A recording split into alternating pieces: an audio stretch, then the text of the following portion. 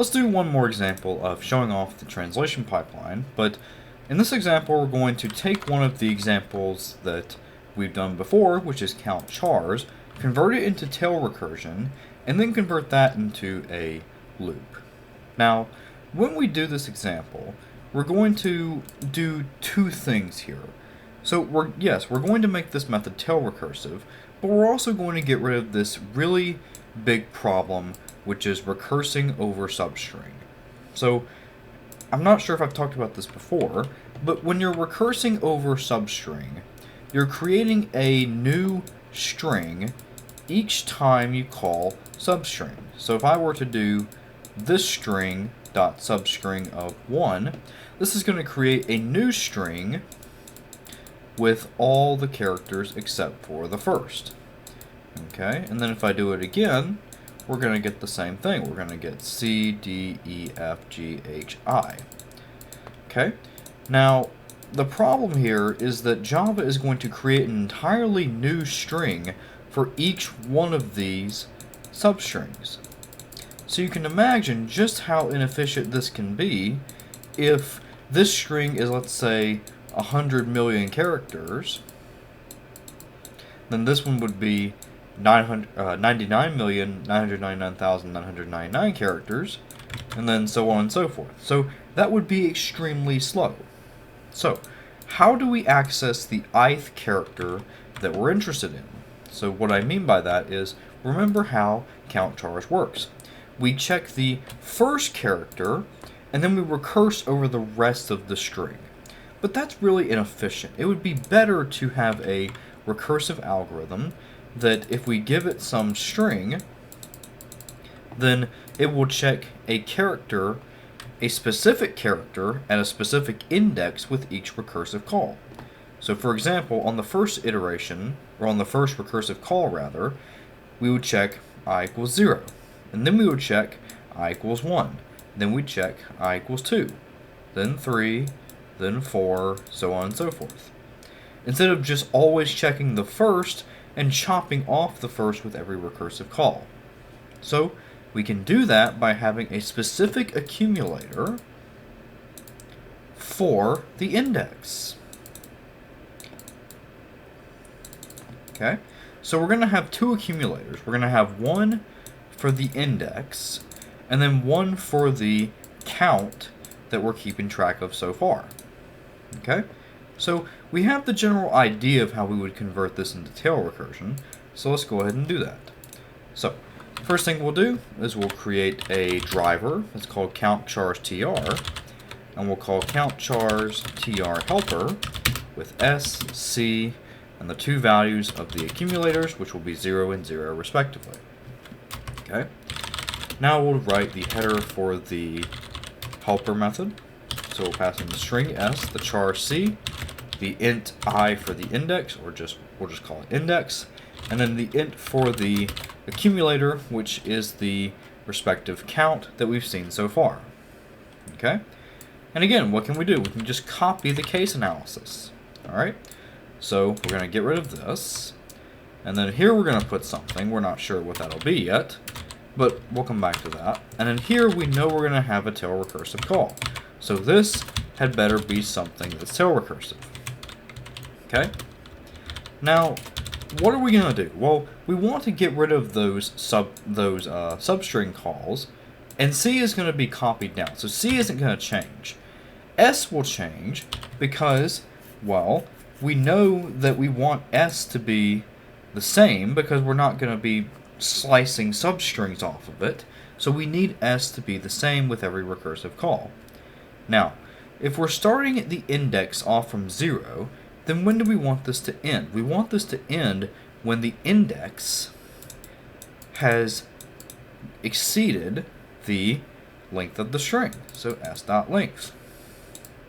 So, in fact, our base case will change. So we're going to say index is greater than or equal to s.length. Okay? But this implies that index is going to grow. So, indeed it will. So, with every recursive call, we're going to increment the index by 1. That's where this is coming from. Okay? So every index is checking a different character. Okay? Then ACC will depend, so we'll come to that. So we have this complex ternary case here. We could replicate that, but let's not do that.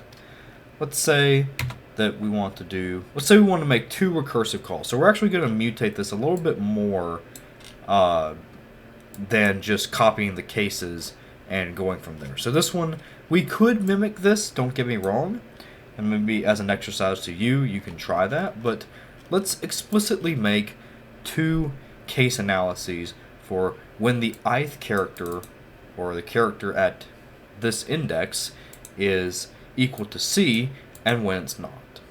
So, how do we do that? Well, if we want to get that index, or like the character at that index, we'll use char at, and if it's equal to C, then we do something.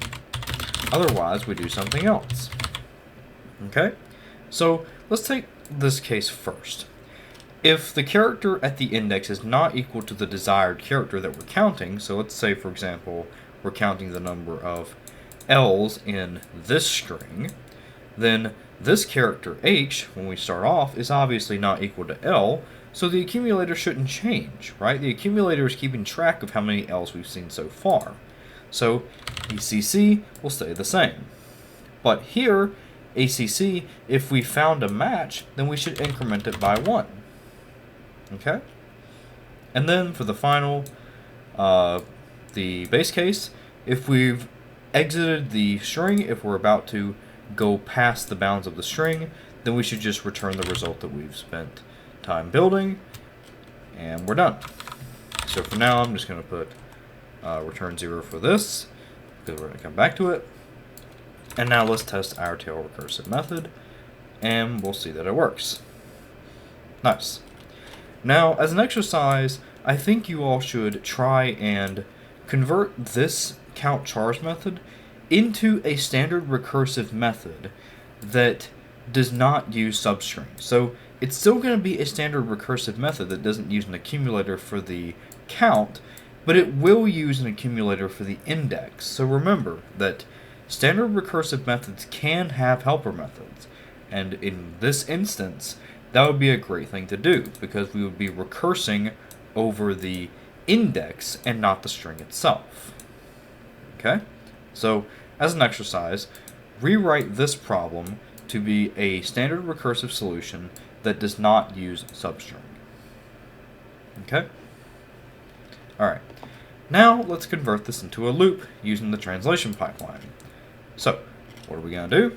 Well, again, we can just take the accumulators, int index equals 0, int ACC equals 0. And now we're going to have a while loop with the exclamation point for not. We'll copy the base case condition. And we're good.